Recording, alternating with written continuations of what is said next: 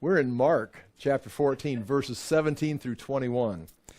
We are going through this. It's the Last Supper. Jesus comes in. The disciples get the meal ready. The place is set up. We talked about that last week.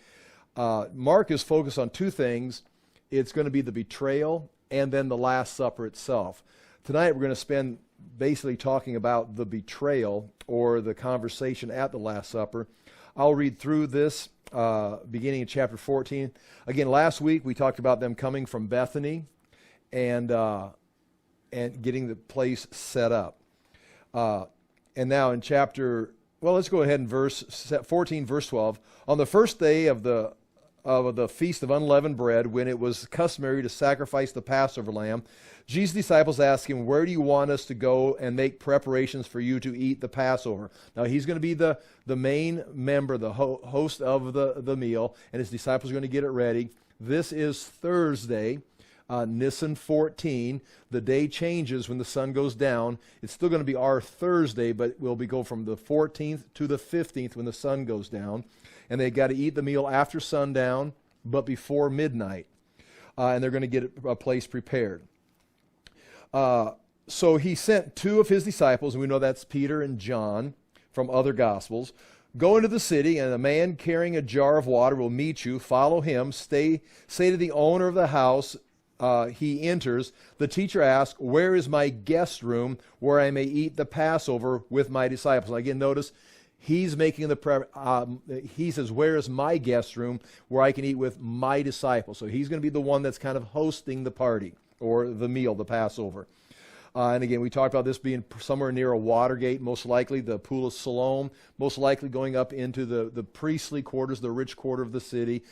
John Mark's house is the best guess. It doesn't say it specifically. He'll show you a large upper room, furnished and ready. Make preparations for us there. Now, the room is going to be all laid out. In fact, the word means rolled out. The rugs are rolled out. The disciples are going to be getting the meal ready, the lamb, the meal, the sauces, the bread. The disciples left, went into the city, and found things just as Jesus had told them. So they prepared the Passover.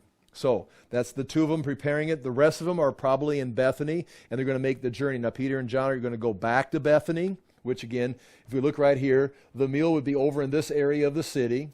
They're going to come back up the Mount of Olives and come over here to Bethany on the other side, and then they'll go back down into the city for the meal. And now we begin verse 17, the new material for this evening. When evening came, Jesus arrived with the 12. While they were reclining at the table eating, he said, "I tell you the truth, one of you will betray me, one who is eating with me." Now we'll talk about this some more in more detail. But imagine, they all leave together. They're all going for the Passover meal. They're a tight group. They've been through 3 years of ministry together. They sit down and have this meal together. They've got it all prepared. And Jesus starts the meal by saying, "Well, okay, one of you is going to betray me."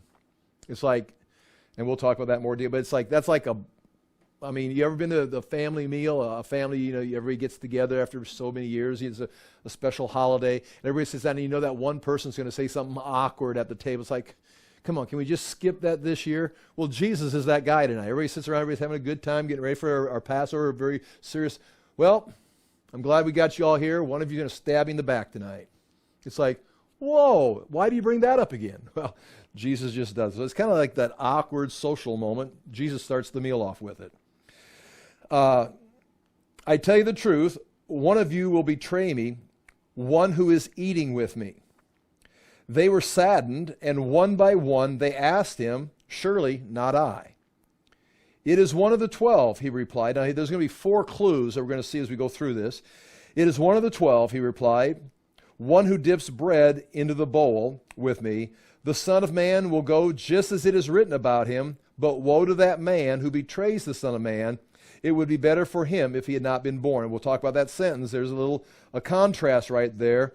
It's going to happen just like it's written. Listen, guys, nothing's out of control here. It's just like it's written. I'm going to be betrayed. I'm going to my death just like it's written. I mean, we go through the verses, Isaiah 53, Psalm 22, Genesis chapters. I mean, we just go, Zechariah, it talks about the shepherd being slain and the sheep being scattered. Just one right after the other.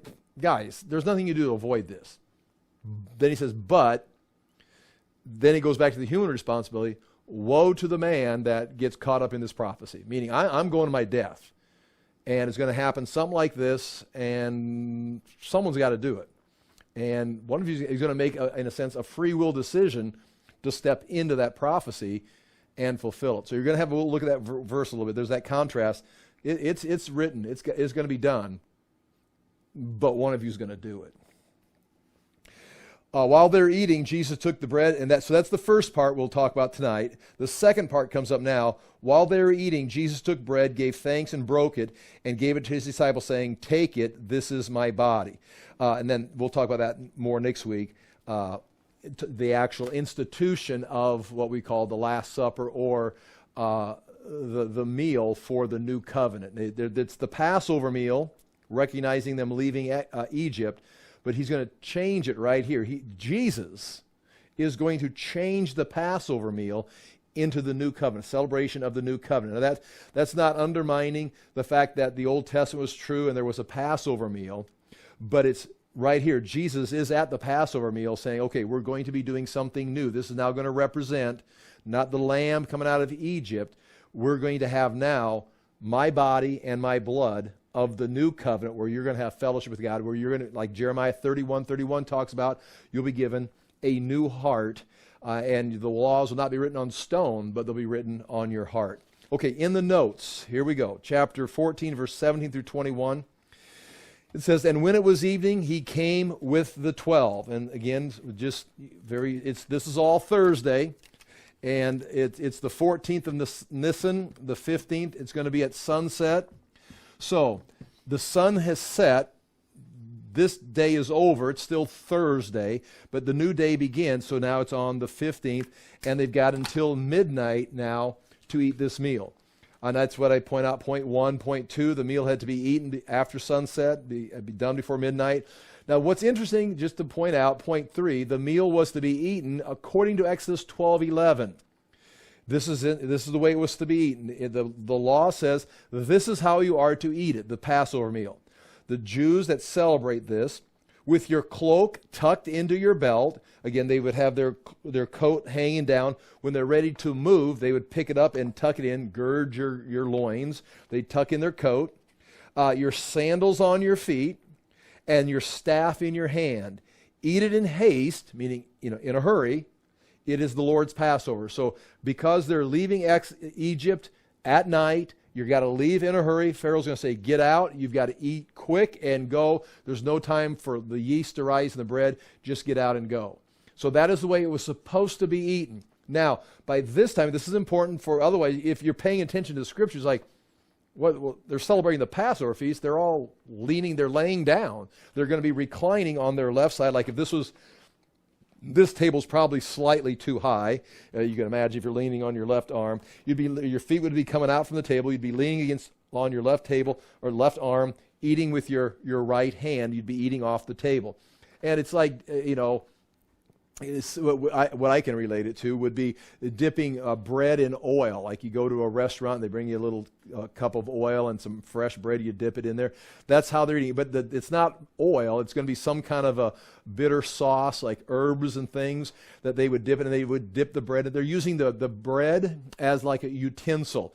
And just like at a restaurant, you don't know, well, Tony and I do, we have two different bowls because we're like just slopping the stuff in our mouths. But if you're in a public setting and you're doing it decently, you'd have one bowl and you'd dip some bread in there and you'd eat it. Someone else would dip some bread in there. Now, you're not going to double dip, of course, but you dip it in there. And so you'd be sharing. There'd be several bowls sitting on the table, especially with 13 guys sitting around the table or leaning on their left shoulder or their left elbow, the left arm, reaching over, dipping the bread in the sauce and eating it, and maybe rolling some meat in the bread while they're eating. They're using the bread as the utensil.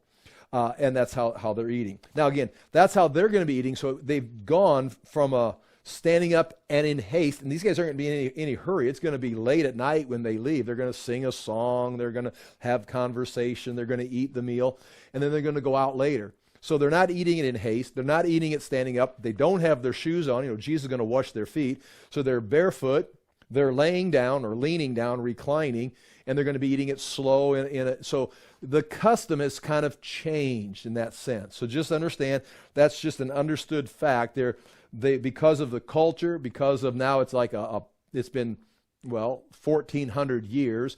It's more of a memorial feast for what they remember, and they're not eating it like they're told to in that sense. I don't consider that a violation, but do take a note of that, because some people, if they caught that, would attack the validity of this. And that's in point 3. Point 4, more detail of this evening is provided in Matthew 26, Luke 22, John 13. We're not going to go there and read those, although we will be referring extensively to a little bit of John chapter 13 to kind of set the table here, or the place settings. So Mark is concerned about, like I said, the two basic things is the betrayal, and that's what we're talking about tonight, the betrayal of Jesus, and then going to be the new covenant meal, that Jesus, this is my body, this is my blood. These are the two things that Mark is focused on. If you read Matthew, Luke, and John, you're going to get, more details. You're going to have more conversation. You're going to get the feet washed. Right after Judas leaves, after this, the betrayer is identified and he goes into action, Jesus then stands up from the meal in the book of John and begins to wash people, goes around the table and starts washing their feet, because everybody had come in. Again, now, we could do some speculation here. Nobody washed anybody's feet, and that was part of the servant's job. Now, are there servants in this house? There's servants in this house, because if it's John Mark's house, there would be servants. Apparently, there's no servants attending the table. Who's attending the table? John and Peter are the ones that did the preparation of the food. But no one took the initiative to take the role of the servant washing the feet.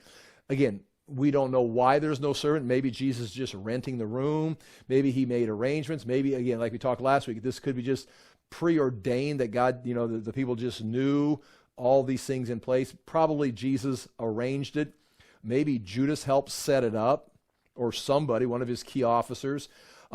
Peter and John, of course, got the meal ready, but there's no servant at the door washing people's feet as they come in on these rugs. I mean, some of you even take your shoes off when you come in our house. I never take my shoes off. Even Tyler takes his shoes off when he comes in our house, which, it's like, thank you, Tyler. But in my world, I don't take my shoes off. In fact, Tony's got to remind me if I come to your house, make sure you take your shoes off, because I just come walking in. But these people would, because the streets are different, they're walking in sometimes animal waste and stuff, because there's animals in the streets. It's a dirty climate. And so they come in, they take their shoes off or their sandals off. These guys have come in, but no one washed anybody's feet. They just came in, sat down at the table, apparently. Because once this is taken care of, these verses are taken care of, you go to John. After Judas leaves, Jesus stands up, puts a towel around his waist, dresses himself like, again, he's the host. He's the one who's got the seat of honor at this table. He puts a towel around himself and goes around and starts washing everybody's feet. Now, Judas is gone, so Judas doesn't get his feet washed, but Jesus is doing that work. So that's something that's going to be covered later. Some other things, the disciples are going to argue about who's the greatest during the meal.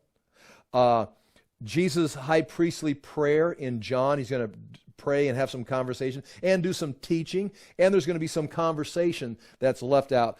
Mark is going to be focused on the betrayal we're talking about tonight, and then the new covenant is going to be instituted. And that's point 5.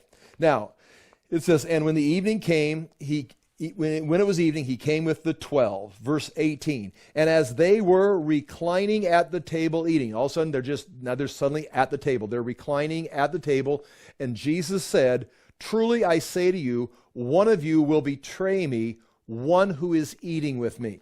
Now, again, he's talking to the 12. Now, these are the 12 disciples. He has chosen these 12. He's trained these 12. They've gone alone by themselves, had alone time, if you want to say that. Some of it's been in professional training. Some of it's been personal interaction. He's got guys that they've all had some kind of special interaction. You got Peter, James, and John that have gone with him several times. Judas is not just the loser. He is in charge of the finances, the money bag. He's a close friend. In fact, when we get into there, he is seated at the left of Jesus, which whoever sits at the left of the host is in the seat of honor. They're usually, you would be like chosen to sit there. Now, we don't know if Jesus said, Judas, come sit by me. Or if wherever they in a setting like this, they're at the Pharisee's house or someone's house, Judas always sat there because he's Jesus, right-hand man sitting to his left, but he'd be the right hand. He's got the money bag.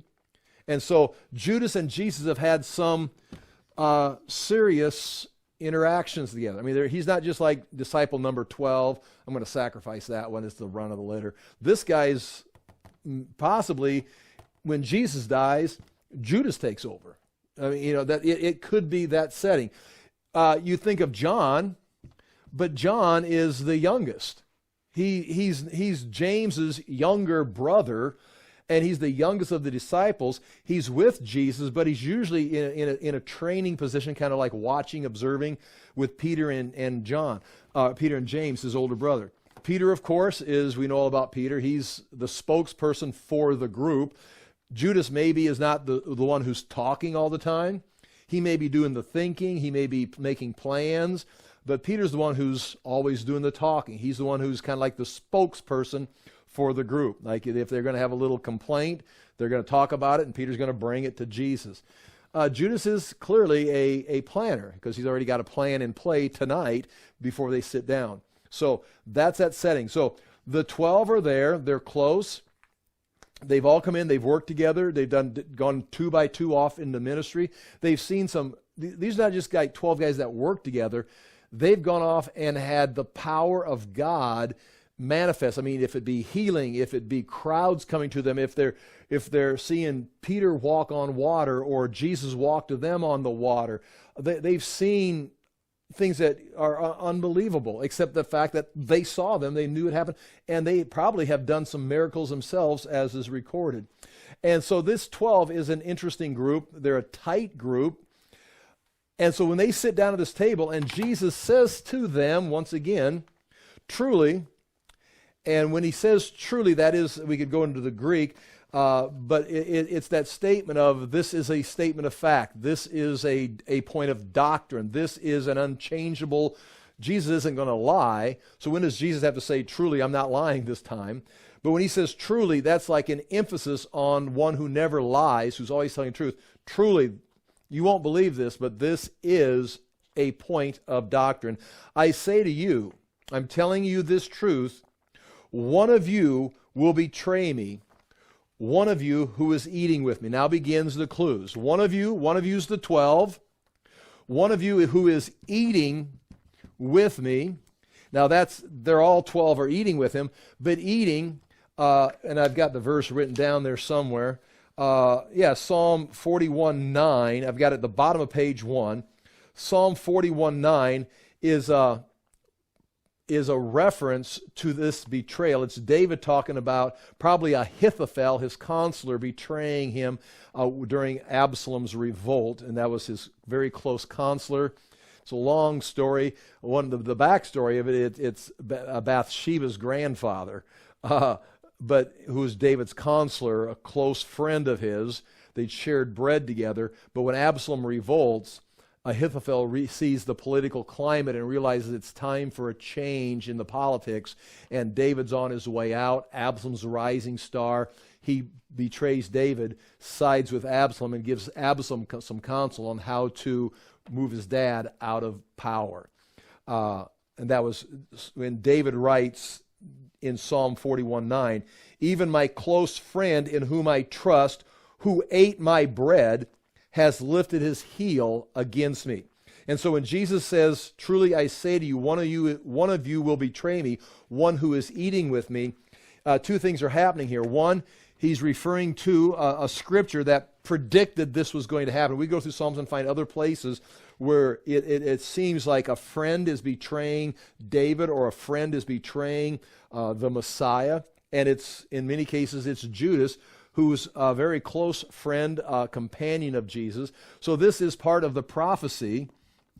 But also, in this culture that they live in, is if you would get as close to someone that you could eat a meal with them. And when it says bread, in fact, that's one of Tyler's and my Hebrew words today was bread. And so I got to talk to him about, it's laham.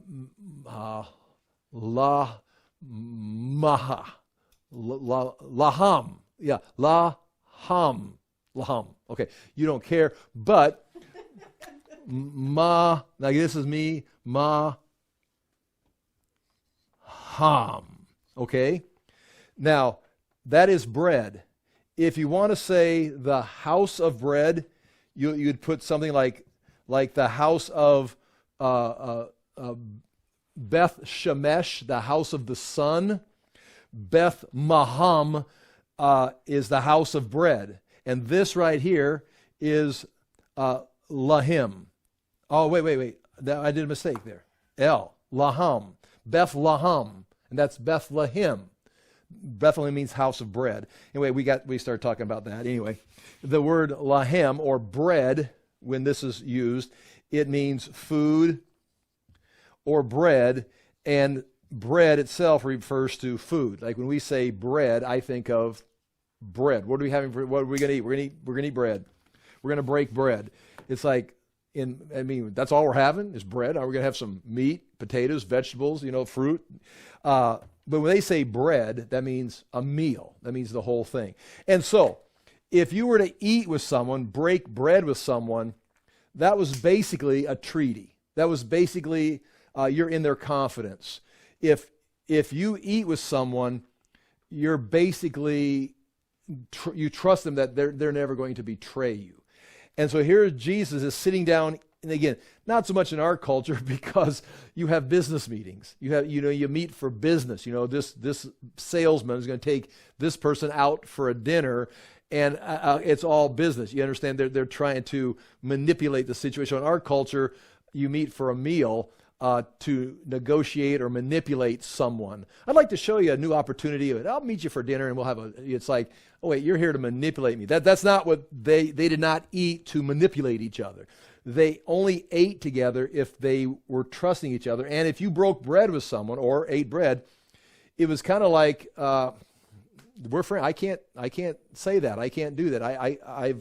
I've got to tell them the truth. So one of the 12, one who is eating with me, goes two directions. One, it's prophecy, but also one who has entered into my confidence, who I totally trust, that we have got a relationship. That is the person who's going to betray me. And so that is what's being said there. Point 2, Mark uses the words, one who is eating with me, quoting Psalm 41. And point A, to eat with someone and betray them would be considered the worst of treachery. It would be like saying, oh, you can trust me, and then going off and actually betraying them. And that's what Judas is doing here. He's already got the plan. He's already gone and says, I'll betray him for a price. And now he's going to sit down and eat and, in a sense, fulfill this prophecy. It's like Jesus is saying, I can't believe in our culture that you've got plans of betraying me and you actually showed up for tonight's meal. What are you thinking? In fact, Jesus is going to get rid of him. And point 3 on page 2, out of nowhere, Jesus hits the group with an accusation. And it's an accusation. One of you is going to betray me. It's like, now when they've learned Jesus, when he says something like that, they go, how can he know that Jesus knows a lot of things? Because by this time they're figuring out that they're understanding he's God.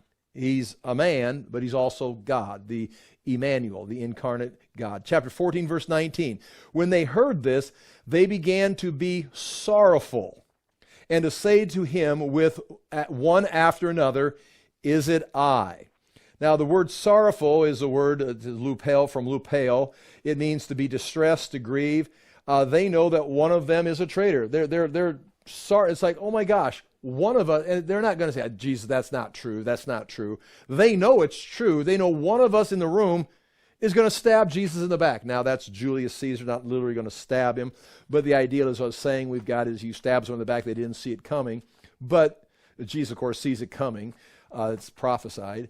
But one of us, looking around like, who would do that? Now, they're not all looking at Judas. In our world, one of them is going to be saying, it's this guy. And he's probably kind of, if he's in a painting, he's painted kind of, suspicious. He's probably got like horns coming out somewhere. It's like, I can pick him out of the painting. Judas is not their first go-to. Guys that are a little more unstable, like, Peter would probably be a good option of, someone that would betray Jesus. And it goes on. Now remember, this is Mark writing, and it's Peter's account. And so, see right there, they're sorrowful. It says, one by one, including Judas, according to Matthew 26:25. See, we don't see it here. It doesn't tell us. But in Matthew 26:25, Judas, who would betray him, answered, "Is it I, Rabbi?" See, Mark says they say, "Surely not I." And we're going to look at that statement in the Greek in a moment. In Matthew, it says, "Is it I, Rabbi?" He answered and said to him, "You have said so." In Matthew, Judas says, "Is it I, Rabbi?" And Jesus responds, "You have said so." Jesus' response to Judas was most likely a private meaning. Judas was sitting next to him, and we're going to see here. So that statement, when Judas asked him, they're close enough that it doesn't have to be a public statement. Remember, you got 12 guys sitting around a table. It's not a class setting. That's not, Jesus is not instructing. He does make this announcement, but there's going to be conversations going around. Think of, Thanksgiving meal. Think of any kind you got. Think of 13, bros hanging out at a religious feast, and they're all, everyone's talking, you'd assume. Now, point 2, the phrase, "Is it I?" In the Greek, it is mete ego. Mete ego. Ego is it's a pronoun. It means I. Mete, point B, is important here. And I've got it in a box right there. You can see it in the Greek.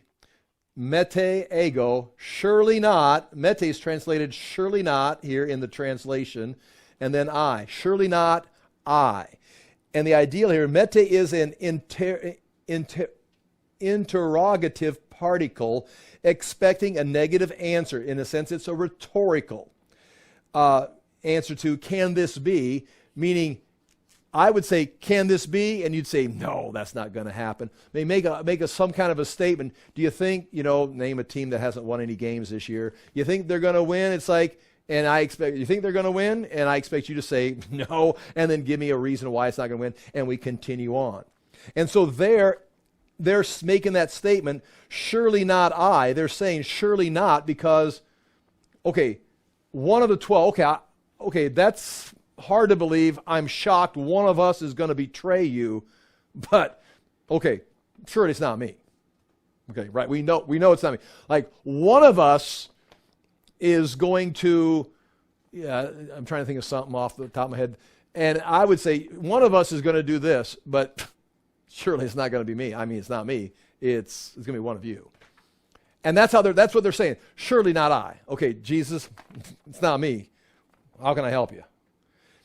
And so the answer they're expecting, of course, would be no.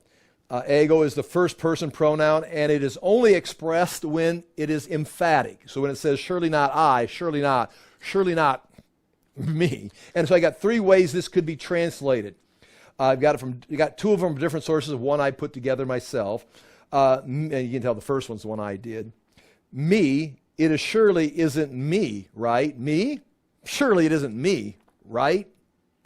And they're expecting you to say, no, not you, not you. And they're all saying that.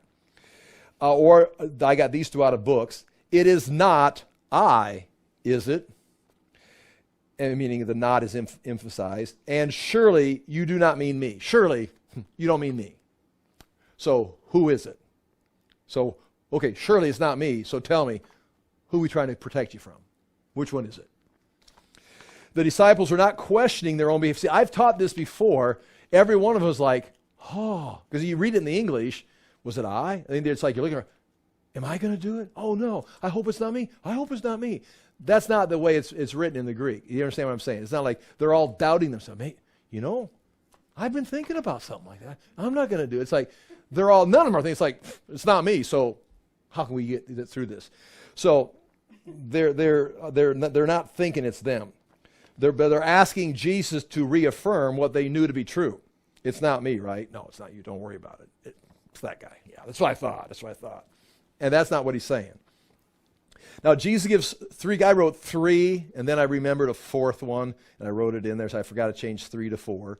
Clues as to identity. One, it's one of the 12. He's already said that. They're eating right there, eating with them, and that is more about they're violating a principle of integrity. If you don't eat with someone, you're going to betray. I mean, what kind of person does that? And then, of course, it's prophecy out of Psalm. The third one is going to be, he's going to say here in a little bit, one who dips bread in the same bowl as Jesus. He says, it is one who dips bread in the same bowl. It's two different things. Same bowl. Now, you say, well, he's already said that. It's one who's eating with me. Right, but there's 13 people eating at this table, and there's not one bowl. There's a bowl. I mean, I don't know. Let's say there's 13 people. There's 5 bowls. I'll show you a map here in a minute of the table. You can draw bowls on it if you want to. But it's the same bowl. So when Tony and I sit down at a table, they bring us one bowl, and then we share it. But if we had, all of us were at the same table, they'd bring, 4 or 5 bowls, and me and Tony would share the bowl. It is one who's sharing the bowl with me, which means it's someone sitting close to me. So it's one of the 12. They're eating, breaking social standard, fulfilling prophecy, and it's the same bowl, meaning they're within arm's reach. And then finally, we're not going to see it in this book, but in John 13:26, Jesus tells John, because we're going here next, it is he to whom I will give this morsel of bread when I have dipped it. So when he had dipped it, so right here, John asks him, who is it? And Jesus says, well, watch this. It's the one I give this bread to. Here you go, Jesus. I got this for you. Have you tried this one? Have you tried this bowl? Right there. And he hands it to Judas. So now right there, it's to the one I hand. Now you know where Judas is sitting. It's not like, it's the one I hand this to. Hey, Judas. And flips it across the table. I mean, that's not what's happening. He says, John, and John asks him a question, like privately asks him a question. So John is sitting here. John leans back and asks Jesus a question. And Jesus says, well, it's the one I give this bread to. And so he gave the bread. So those are right there. You can see, and that's not going to come out in Mark. Mark is not giving us that information. But it does help us understand, because what I'm going to show you next, point 4, Scripture is being fulfilled as Judas makes his human plans. Judas making human plans with human intentions, and prophecies being, it's been written down since from eternity. This is what's going to take place. Meanwhile, Judas gets into the scene. It's like, okay, I'm going to do this, this, and this. I mean, it's almost like this prophecy is written. Again, now this is me just, making a statement. I'm not making a point of doctrine. But this prophecy is there, and we don't know who's going to step in and fulfill it. Is God going to select someone and say, you've got to do this? You want to go, you have to do this? Or is it, here's the prophecy, and of the 12, it's like someone's going to start thinking, and you're going to just fulfill this prophecy, which is kind of like a warning. For me, I took it as a warning as I was thinking about it, is God is doing certain things, and there are certain things that are to come to pass. It's like, surely I'm not going to be the one that does that. There'll be false teachers among you. Well, it's not me. Well, it's prophesied there will be false teachers. It's like, I could fulfill that role. I could become and so it's like, okay, I don't want to do that. But the prophecy, now again, if God has selected me to be the false prophet or something, or false teacher, I hate to go down that road, but I hope I can avoid that. If nothing else, just delete the website and stop having Bible class. It's like there. Okay, now page 14, or page 3, chapter 14, verse 20. He said to them, it is one of the 12, one who is dipping bread into the dish with me. All right. So those are 1, 2, 3. Now, here comes more than what you want to know, but you're going to know it. Here's the round table. I do not have, again, we've got the picture. Who painted the picture of the Last Supper? Is that Michelangelo, Leonardo? It wasn't Pablo, okay, here's the table, and you're going to have 13 people on their left arm dipping, and they're going to be bowls. Let's put bowls on the table. Again, that is not biblically accurate, but those are bowls on the table. And here is going to be, we're going to put Jesus here. Now, Jesus is the guest of honor. He's the host, not the guest of honor. He's the host. So he's wherever he sits, whoever sits here is going to be a guest. He's going to be an honored seat right here. Because if I, and again, I don't want to keep using Tony as an example, but she's the only friend I've got. But if I am going to have somebody sit here, and again, I'm leaning like this, I'm going to want to lean back and talk to this person. All you got to do is lean like this, or turn and lean, and we can have a private conversation. They can lean in, and we can have a private conversation while all this football talk and all this stuff about the stock market and what's going on in politics is going on. You know, Jesus and Judas can have a conversation. So whoever sits there has got Jesus' undivided attention. At any moment, if Jesus wants to say something, have a conversation. He wants to talk about the football game. He's going to talk to Judas. Did you see? And whatever they're going to talk about, whatever they're going to talk about. And we don't know how Judas ends up here. Did Jesus have Peter and John put place settings, or name tags? Does Jesus always have Judas sit there? I mean, that could be. Or does Judas assume that's his place? It seems like it's a fairly comfortable place for Judas to be. We're going to know from the book of John that John is sitting right here. Now, you weren't expecting to get a place-by-place, play-by-play seating of the Last Supper here. But John is here because he's going to be the one, he says, the one in his book, he says, the beloved one, or the one loved by Jesus.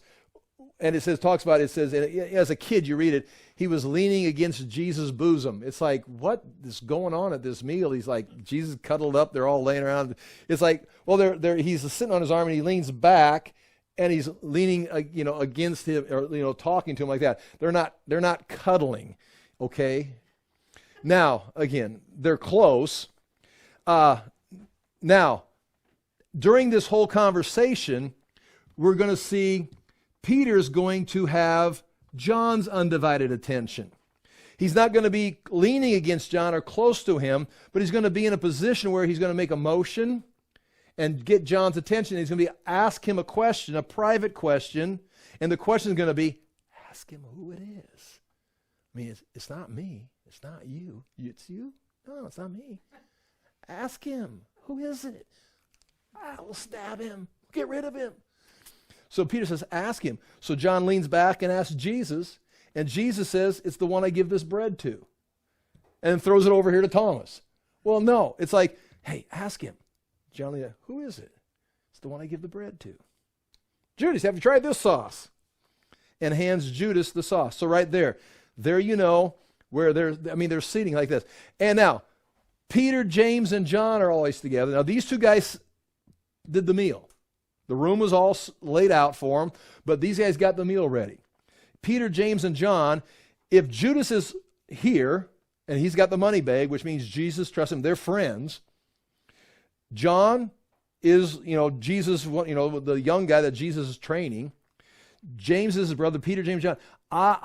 We have no clue. We have no clue but speculation. James is sitting there. So you've got Peter, James, and John, the three together. They all are three together.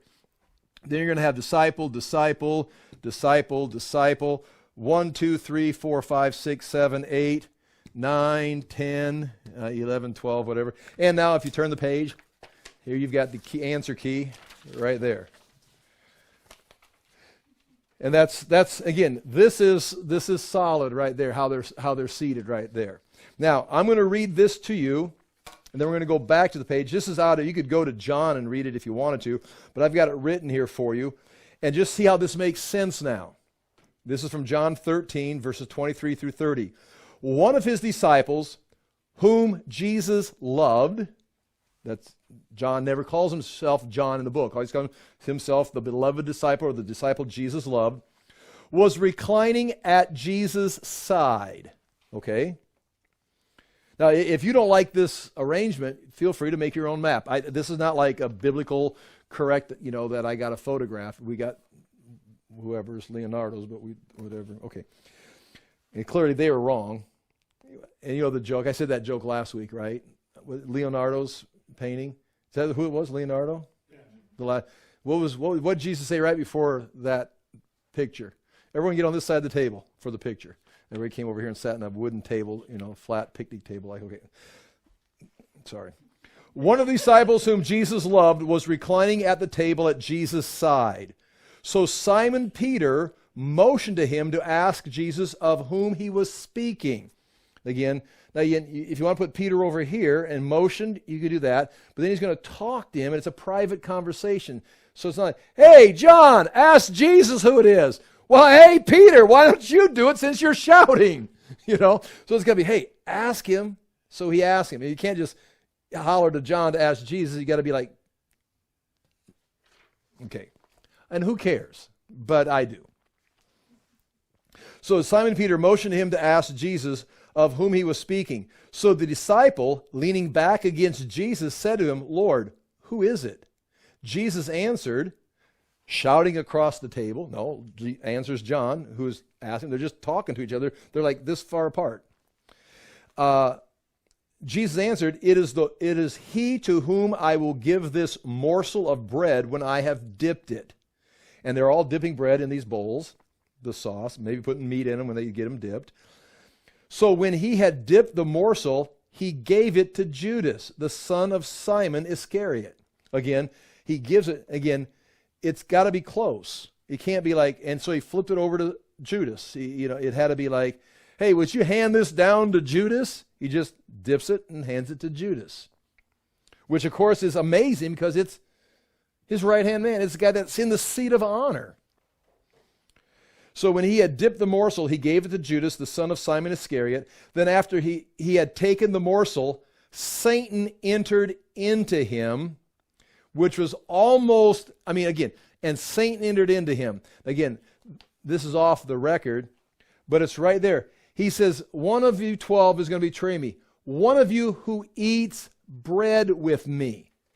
You get that? Someone who eats bread. We've got a covenant. We've got a treaty of friendship. And they're going to betray me. And everyone's asking, well, surely it's not I. No, it's not me. Right? It's not me, right? No. Judas says it's not me. Surely it's not me. And Jesus is like, well, bread? You're eating bread with me? What are you going to do? It's kind of like, Lord, I've been thinking, but I've talked to the priest. I'm not going to do it. But when he hands it to him, it's like, are you going to be the one that fulfills this prophecy? And you got to think right, because right there it makes a big deal about it. When he took the bread, deal's done. You're done. You're in the prophecy. Up until that point, he could have gone to the priest. Now listen, Peter's going to make some mistakes. Peter's going to deny him 3 times. There's going to be a wide variety of opportunities for everyone. You've got to mean every one of these disciples had to have disappointed Jesus at some point where they're like, Judas right here has disappointed Jesus. He's gone to the high priest. Hey, I'll help you get him. Jesus hands the morsel of bread to him. Judas is like, listen, guys, it's me. I don't want to do it. Let's put a stop to this. But he doesn't do that. He takes the bread, pops it in his mouth, deal's done. So I would guess on the human side, now again, when Judas is introduced in the beginning of the book of Mark, he's introduced when Jesus chooses him as the one who'll betray Jesus. Jesus knew he would betray him. But you've got 2 things happening here. We're going to see it in the next verse of the divine prophecy, like a train. It's going to happen. But you've also got woe to the man that does this. Now, this is going to happen, but just hope it's not you that does it. Judas, is it going to be you? No, it's not. I'm not going to do it. Or, okay, you're going to do it. So when they had dipped the morsel, he gave it to Judas, the son of Simon Iscariot. Then after he had taken the morsel, Satan entered into him, which is interesting because all these plans have been made without Satan being in him. He was maybe hearing the voice of Satan. He was maybe thinking evil thoughts. He maybe had some, different ideas. Whatever he was thinking, it was all human, maybe, manipulated by Satan.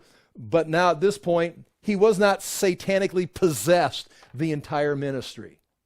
But at this point right now, it says Satan entered into him. And I would think that's a pretty serious condition.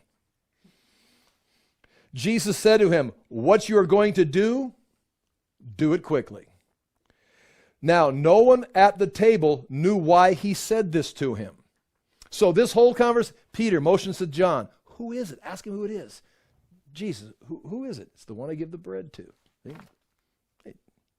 Jesus says, then now Jesus says to Judas, loud enough for everyone to hear, well, what you're going to do, let's get her done.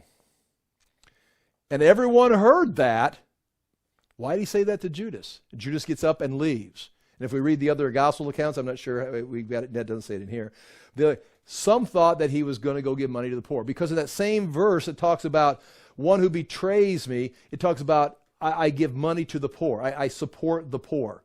And so, and plus it was a Passover tradition, is you always, when you're eating, it's like, we got to remember the poor. And they go out and they give money. It is a big fundraising time for the religious groups and all the fundraisers. But Judas gets up and go, and no one thinks, sure, there he goes. He's going to go betray Jesus. There's someone, is it me? It's not me. It's like, who is it? It could be that Thomas guy. I've never really trusted. But Judas, where's he going? He must be going to go give money. Jesus and him, he'll never betray Jesus. Jesus trusts him with the money bag. And he's off and he goes. And so they don't hear Peter ask John. They don't hear John ask Jesus. They just hear Jesus after Judas takes it, says right here, what you are going to do, do quickly. Now, no one at the table knew why he said this to him. Some thought, here it is, that because Judas had the money bag, Jesus was telling him, buy what we need for the feast, or that he should give something to the poor. They had two ideas. We're running out of the sauce. Listen here. Go take care of this. Okay, I'll go get some more sauce. Or I'm going to go give money to the poor. So after receiving the morsel of bread, he immediately went out, and then John writes, and it was night, obviously. But now the sun had gone down. We're into the night of the 15th. In Matthew 26:25, just so you see this, Judas, who would betray him, answered, is it I, Rabbi? He said to him, you have said so. So when they're saying, surely it's not me. It's not me, right? It's like, when Judas says it, Jesus has said to him, you're the one that said it. And so there we have it. Now all these details, I'll go back to page 3. I've written that all down right there. Jesus is the host, the center of the table. Everyone was reclining and leaning on their left arm. John sat next to Jesus, and I give you the verse that we just read. Peter did not sit very far away from John. That's point 3. The place to the left of the host was the place of honor. Judas is seated there. Again, maybe he always did. Maybe Jesus asked him to sit there. But remember, no one has washed their feet. There's no one at the door to wash their feet. Otherwise, Jesus wouldn't have done it. They're all at the table with unwashed feet, ready to eat. Did they all rush in? Did Peter and James tell everybody where they're sitting? Did Judas rush in and get this place of honor? How do they know where Jesus is sitting? But anyway, when Judas leaves, if you go to the book of John, that's when Jesus stands up and puts on a towel and goes around and washes everybody's feet while they're eating, which is a very humbling experience for him because he invited them to the supper. They're at his house, and he's taking their shoes off for them. And that's point 4. Point 5, and that's where I just guessed James is there. Okay. Now we are on page, and we got one more verse right here. Chapter 14, verse 21. Jesus then says, "For the Son of Man goes as it is written of him, but woe to that man by whom the Son of Man is betrayed. It would have been better for that man if he had not been born." And what we have right here is, again, first of all, for the Son of Man goes as it is written about him. If you look in the Greek right there, it says for, just the word for word translations, for indeed. And the word indeed is the word men, or M-E-N. And again, I'm not sure how to pronounce the E. It could be mean, mine, but we'll just say men. And then there's going to be a de coming up here.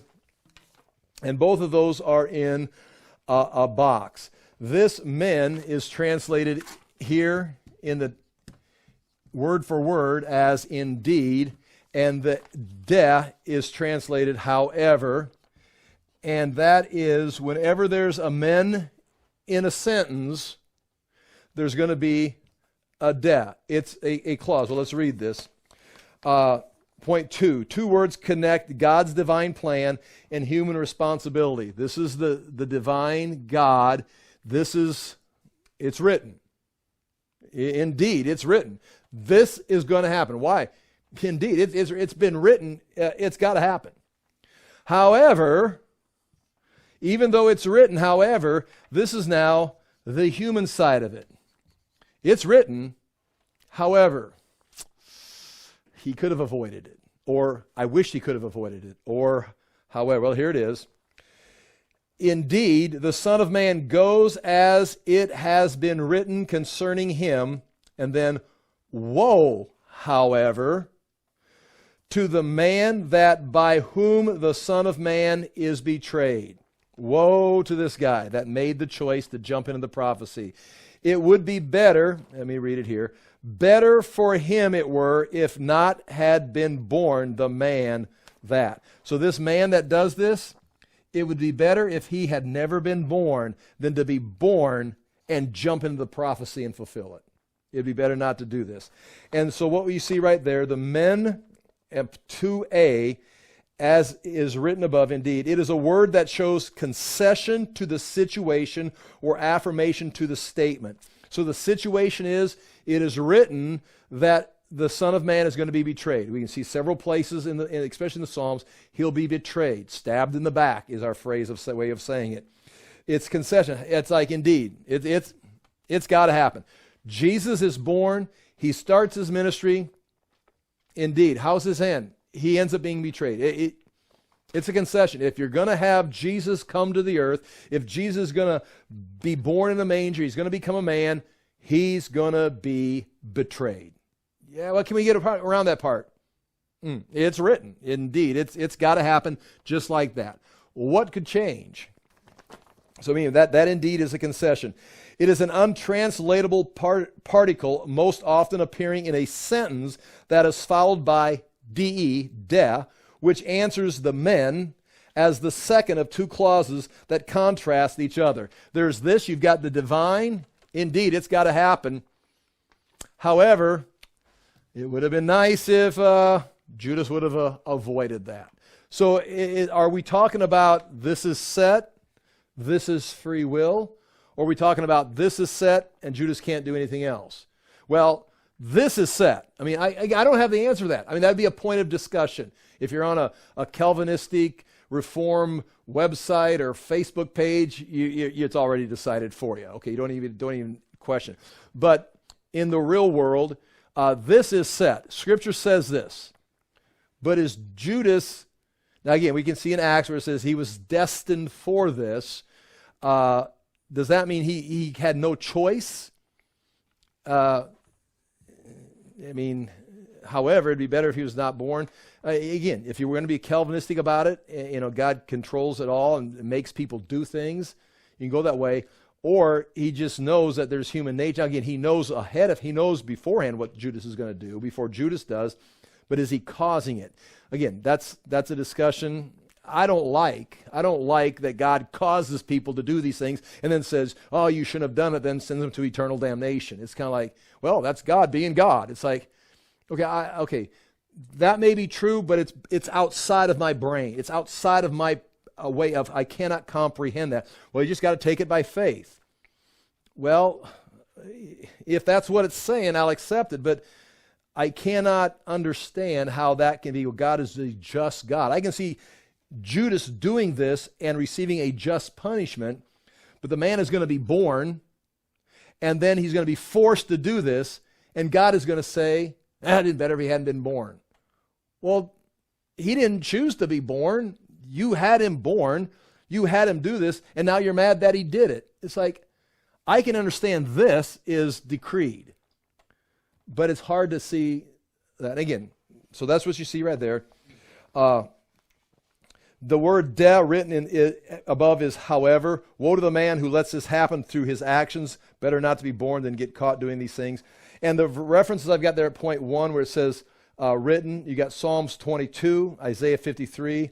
I'll read a little bit of Psalm 22. We know I flipped by Psalm 53 as we go by, or Isaiah 53 as we go by it. Isaiah 53, you know the verse right here. Again, this would be, talk about a long study, the whole chapter. Isaiah 53,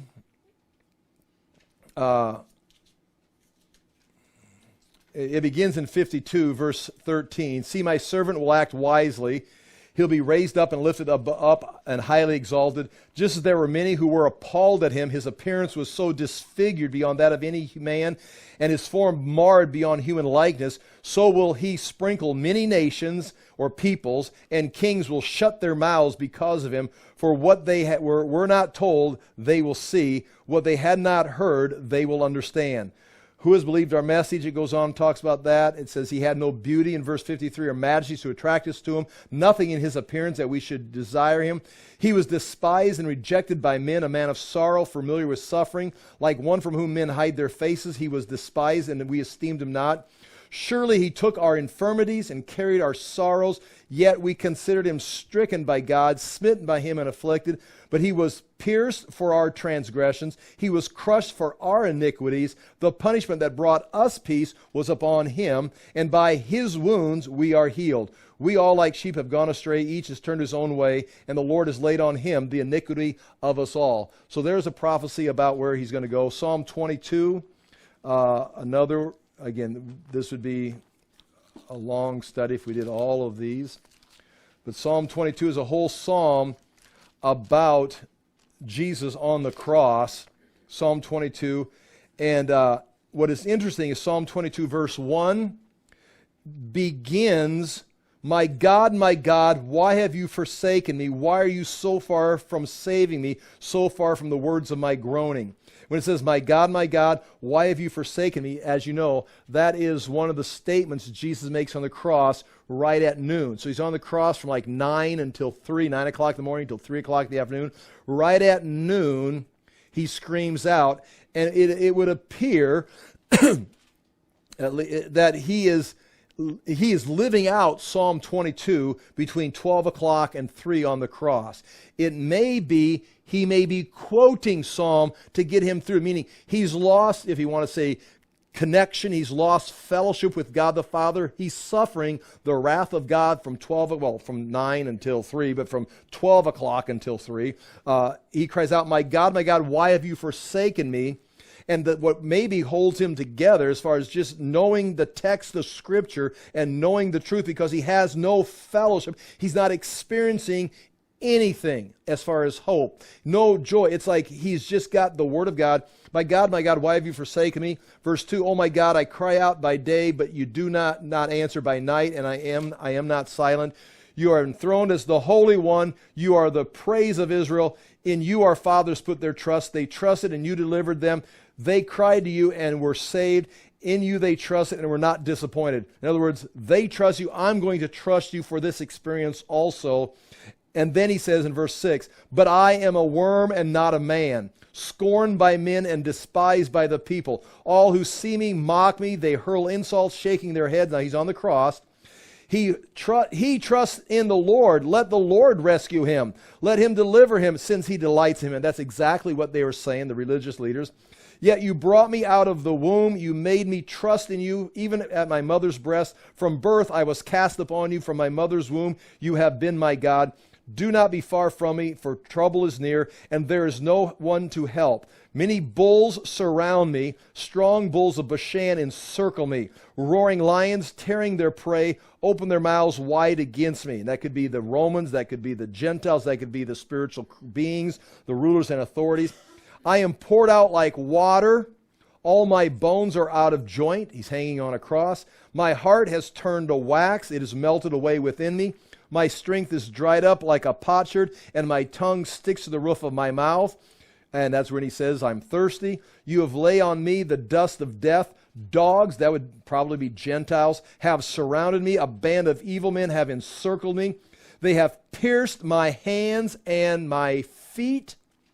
And again, what did that mean in 1000 BC? I mean, the closest they had was, as far as a crucifixion, was the Assyrians, who were going to be coming and impaling people, hanging them on a stake, just like sticking their carcasses hanging on a stake stuck in the ground. There was no crucifixion, yet it talks about a crucifixion. I can count my bones. People stare and gloat over me. Oh, I missed. Okay. They have pierced my hands and my feet. I can count all my bones. He's hanging, feel every joint. People stare and gloat over me. They divide my garments among them and cast lots for my clothing. They did that, the Roman soldiers or the dogs that had encircled them. But you, O Lord, be not far off. O my strength, come quickly to help me. Deliver my life from the sword, my precious life from the power of the dogs. Rescue me from the mouth of the lions. Save me from the horns of the wild ox. I will declare your name to my brothers. And it goes on, in the congregation I will praise you. I've got to quit here. Now he's talking about what he's going to do as far as after the resurrection. And then it goes on into verse 30. It says, posterity will serve him. Future generations will be told about the Lord. They will proclaim his righteousness to the people yet unborn. And then, for he has done it. And that phrase right there is, it is finished. For it is finished. So Jesus at 12 o'clock says, my God, why have you forsaken me? The first verse of Psalm 22. And at 3 o'clock, it is finished. He hangs his head and dies, and those are the events that take place on the cross. So these things, again, were prophesied in the past, so it's coming to pass just as it is written. However, pity the man, woe to the man who steps in and fulfills it. It would be better if he had not been born than to jump into this mess and get caught up in this prophecy. And again, that's what has taken place. That's what Jesus says at the Last Supper to the disciples as they're sitting right around there. He's talking about the man. He hasn't identified him, like says Judas is the one that does it. They're picking up the pieces. And there's some things yet to take place. Next he does, again, we won't talk about it next week, maybe mention it. He stands up, washes the disciples' feet, and then he begins the bread and the wine, and talk about his body and his blood and the institution of the new covenant. And then in John, he goes off into a long teaching session on what it means and what he's going to be doing. But we'll pick that all up next week as we finish. We're focusing just on Mark. Mark's 2 points was the betrayal and the institution of the new covenant, which we'll see next week. I'll pray and we're done. Father, do thank you for a chance to look into these things. We ask that we may accept Jesus Christ and the work that he's done for us, that we may trust his work that he suffered for us, but also that we would help proclaim his name, that we live a life of following him, not just proclaiming his name, but actually living in his righteousness and doing the things he's called us to. We do ask that we would walk in his ways and, again, become the people you've called us to be at this time in history. In Jesus' name we pray. Amen. Thank you for your time. Thank you for being here.